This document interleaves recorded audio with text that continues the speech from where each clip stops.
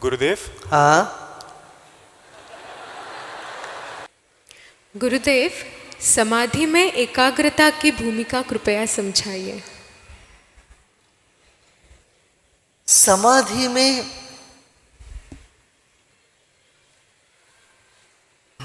समाधि में एकाग्रता का भूमिका।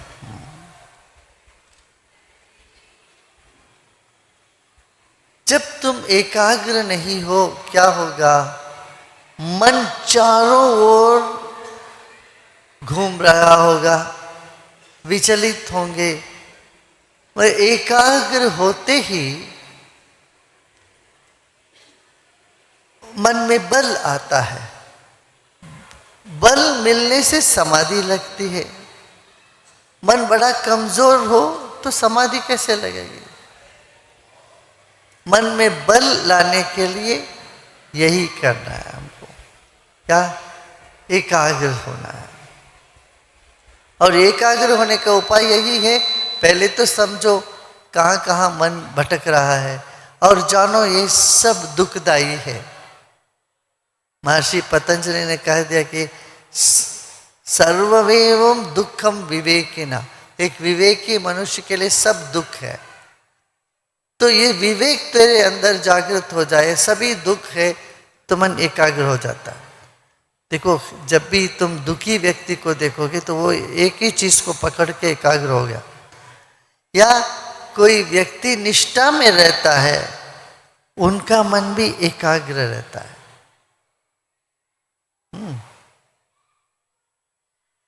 किसी को कुछ चाहिए, एक लक्ष्य, वो भी एकाग्र में रहता है। उनका वो लक्ष्य ही दिखता है और कुछ नहीं दिखता। इस तरह से कई तुम्हारी वो संभावना है जिससे तुम मन को एकाग्र कर पाओ। जब मन को एकाग्र किया तो फिर वो मन विकसित भी हो सकता है और विश्रांति में भी जा सकता है, तब समाधि लगती है।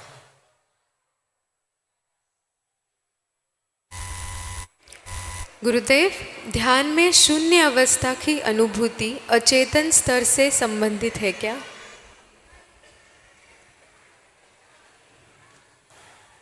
शून्य अवस्था,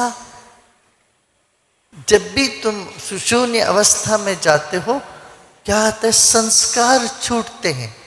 जो छिपी हुई संस्कार है हमारी मन के अंदर, वो बाहर आने लगते हैं। विचार आने लगते हैं, भावनाएं उमड़ने लगती हैं। इसीलिए हमें बार बार अंतर्मुखी होके समाधि में जाना पड़ता है। समाधि में थे और कुछ विचार आया, फिर मन ऊपर आया, फिर किसी भी प्रकार का ग्लानि को अपना ये बिना फिर से ध्यान में चले जाना चाहिए। गुरुदेव, गुरु के 3 रूपों के बारे में कृपया बताइए। हाँ? गुरु के 3 रूपों के बारे में कृपया बताइए। वो कहा गया ना, यदि दुनिया में जितने पेड़ पत्ते हैं उन सबको पत्ता बनाए और सागर को शाही बनाए और उसमें लिखते जाए तो गुरु गुण लिखा न जाए। माने गुरु के बारे में तुम जान नहीं सकते हो, पूरी तरह से जानना मुश्किल है। यदि जान लोगे तुम गुरु ही उनके अंग बन जाओगे। गुरु के अंग बने बिना गुरु को नहीं जान सकते। ठीक है? गुरुदेव, उडुपी में श्री कृष्ण जी को चामुंडी जैसे अलंकृत किया जाता है। कृष्ण और काली के रूप पूरी तरह से विपरीत होके भी एक रूप क्यों माने जाते हैं? हाँ, कृष्ण देवी से अलग नहीं है, देवी का ही रूप है कृष्ण। इसलिए कृष्ण को शुक्रवार के दिन देवी के रूप में अलंकार करते हैं, अलंकृत करते हैं। तो देवी और विष्णु शिव इनमें कोई भेद नहीं, सब आत्मा का ही स्वरूप है, सब एक है। और कृष्ण तो परम शक्ति है और देवी परम शक्ति है, इसलिए कृष्ण को देवी के रूप में देखते हैं। बहुत सही है ये, शुक्रवार के दिन वो देवी के रूप में रखते।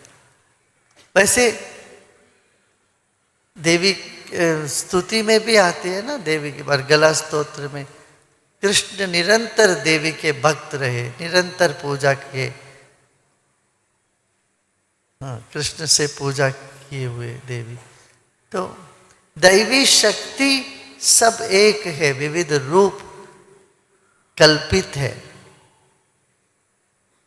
और एक ही शक्ति को अलग अलग तरह से हम मानते हैं। और जैसे देवी षोडश कला की पूर्ण है, ऐसे कृष्ण भी षोडश कला संपूर्ण। ऐसे श्री रामचंद्र जी का मंत्र देखो तो उनके नाम श्री राम से, सीता राम से तारा निकला, सीता से ता ले लिया,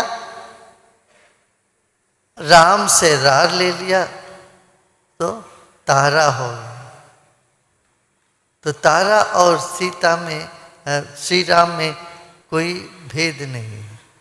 ऐसे काली का जो बीज मंत्र है, कृष्ण का बीज मंत्र एक ही है, तो इसलिए काली को कृष्ण का रूप मानते।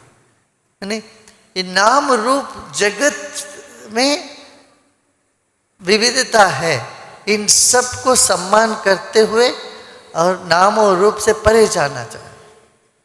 वही समाधि लगे, वही ध्यान, वही सच्चाई है। सूक्ष्म जगत में दैवी चेतना है, कारण जगत उससे भी सूक्ष्म में जाओगे तो फिर पूर्ण परमात्मा, आनंद, सिर्फ आनंद ही आनंद, और कोई भेद नहीं। ना पूजा करने वाले, ना पूजक, ना भक्त, और भगवान में कोई भेद नहीं, सब एक ही है। ठीक है, आज इतना काफी है ना। If I'm confused, I'm stuck in the mind. If I'm clear and think I know, I'm stuck in the intellect.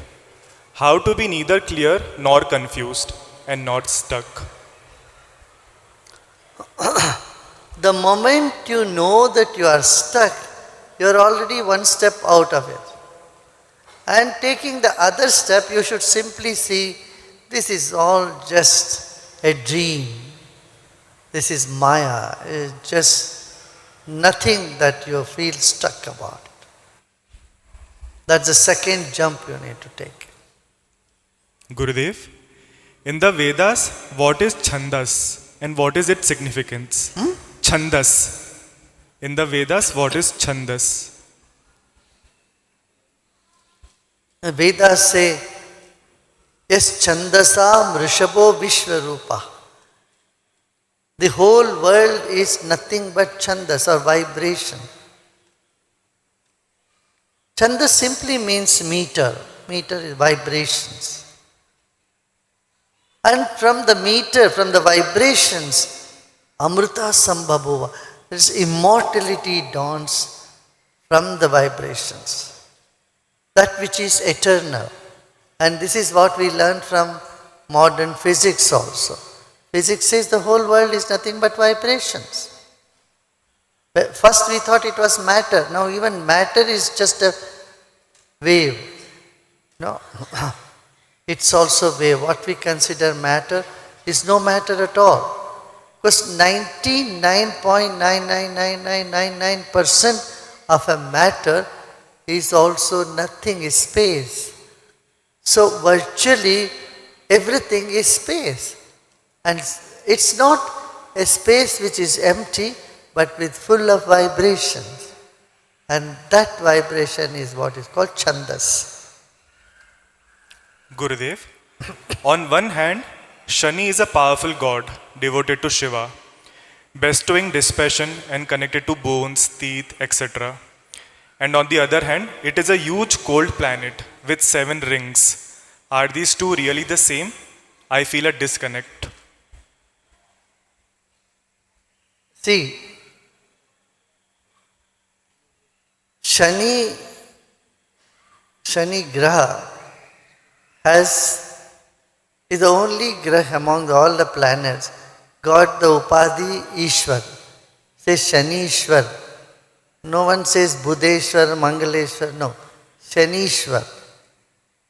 Shani is quite powerful. Powerful in the sense he takes you to the infinity. So all these 7.5 years, Shani, Sadesati, these things, don't have to be afraid of it. He just tells you to go back to your source. So if you meditate and if you do the japas, Om Namah Shivaya, all these, Shani will do wonders for you. So don't be afraid of Shani.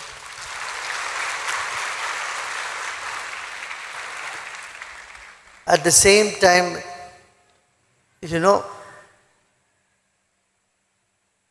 if you are too feverish, on the other hand, if you are feverish of the worldly stuff and moving into more ignorance, taking pleasure in the ignorant things, Shani will give you one stick so that you can move away from all that. Yeah, it brings you more dispassion. Gurudev, how do colors impact the consciousness? Well, colors are again vibrations. Red light is a vibration, blue light is a vibration. They all impact our body and mind, don't they? They do. Even animals they impact. If you are having a red cloth, bulls and buffaloes, they get angry at you. They come chasing you. Right? So, red is intense and blue is calm. Like that each color corresponds to some moods of mind. Yeah.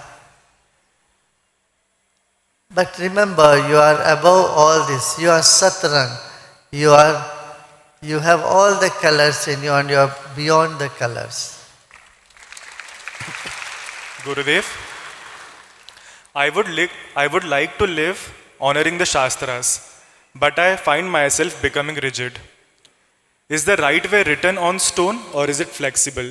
Please guide. See, you are asking some indirect question for some botheration you are having.